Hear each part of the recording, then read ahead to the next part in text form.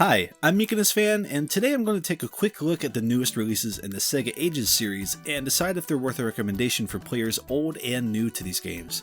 As always, I've imported these titles from the Japanese eShop, so at the time of this video they're not yet out in the West. If you want to stay ahead of the games and like the way I talk, feel free to subscribe so you don't miss out in the future. I have been covering these releases for a whole year now and have no plans to stop. Today's titles are, as you can tell from the video title, Shinobi and Fantasy Zone. Let's start with Shinobi.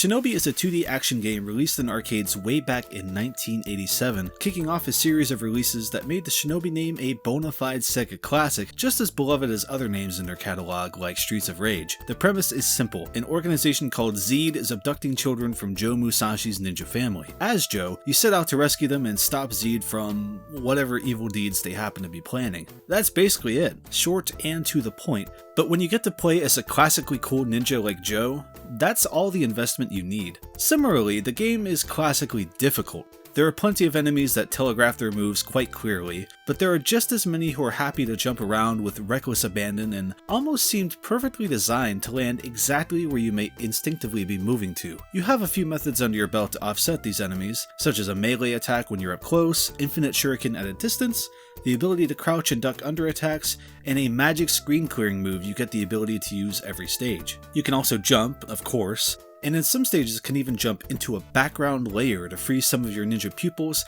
and even effectively dodge enemy attacks by just noping right out of there. It always feels great to do. It helps that the game looks and sounds just as great too. This is just pure 80s arcade goodness in its presentation in every way. The sequels did it better, of course, but the founding principles here are no slouch. It's not my preferred way to experience the game as opposed to just a straight pixel display, but there's even an option to play in a virtual arcade environment, complete with audio from other Sega arcade games ebbing in and out of the background. It's neat stuff.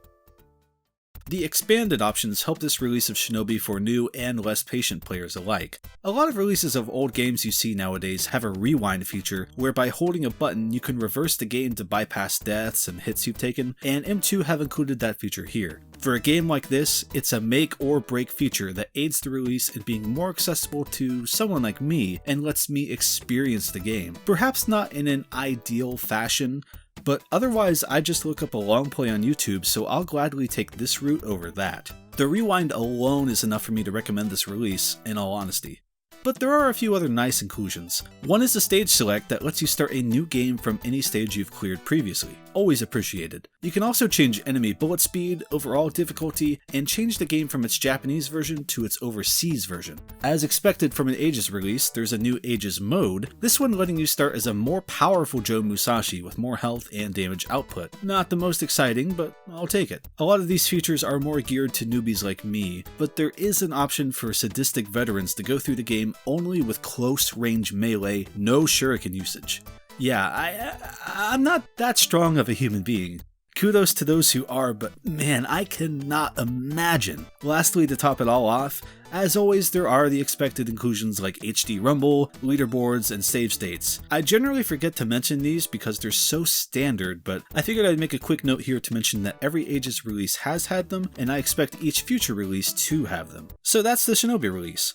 Like I said, I do recommend it. It has some cheap moments, but with the optional rewind feature, it makes the game design more of a curiosity than a pure frustration. I'm not sure that devoted Shinobi fans will find much in this release that puts it over prior releases, but at this point, just seeing something happening with the series might be fine enough. That said, sorry to say it, but Marilyn Monroe has been replaced with the similarly beautiful Altered Beast, and Spider-Man is donning a new color scheme here. Unfortunate, but expected.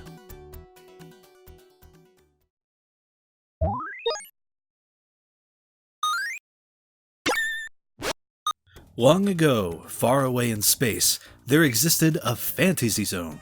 where a courageous hero called Oppa Oppa fought in a valiant cause to rescue the Fantasy Zone from its enemies. Some SEGA fans will tell you that Oppa Oppa was the true SEGA mascot before Alex Kidd, but I'm not equipped enough to step into that ring. I can back them up on the game being iconic though. This is a good set of releases for the classic SEGA portfolio in the Ages lineup. As you can see, the game is a side-scrolling shoot-'em-up that takes place on a wraparound styled play area. What that means is, as you fly all the way to the right side of the screen, eventually you'll loop back to the left and go through it all over again. Your objective is to destroy 10 marked bases in each stage while dodging the enemies they spawn, and subsequently defeating a boss after doing so. Bases, enemies, and bosses all drop gold coins that you can take to the shop balloon to buy limited use weapon and maneuverability upgrades. It's really neat. I love how weird the game looks, and its soundtrack is something else. Looking at the designs of the inhabitants of the Fantasy Zone, nothing about it makes any sense, and I'm really drawn to that. That said, playing this after Shinobi really makes me wish this title also offered a rewind feature. My eyesight isn't the greatest, and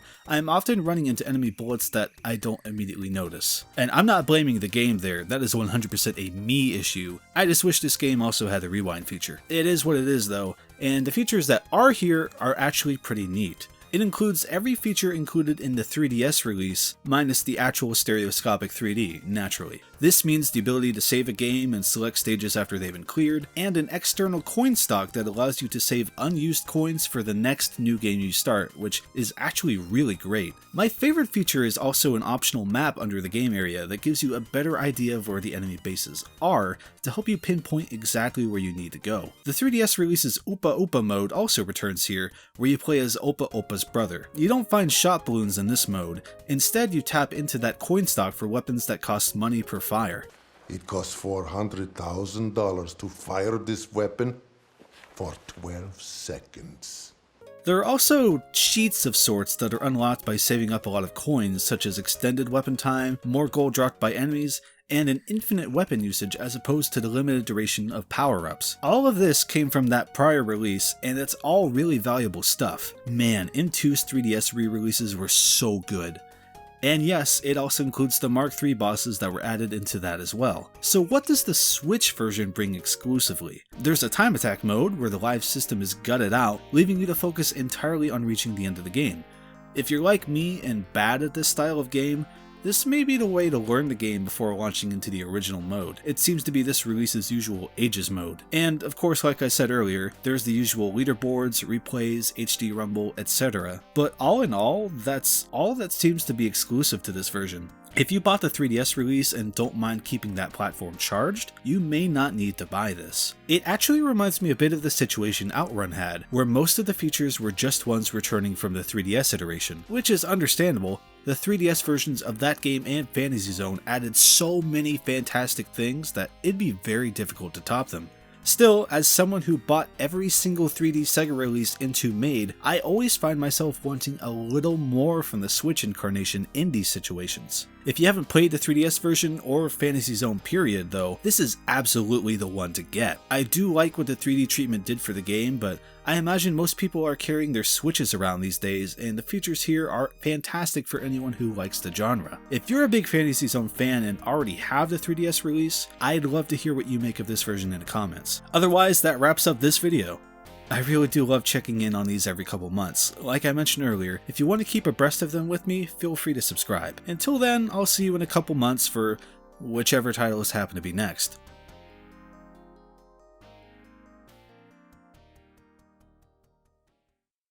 And special big shout out to my patrons for their wonderful support throughout all of 2019.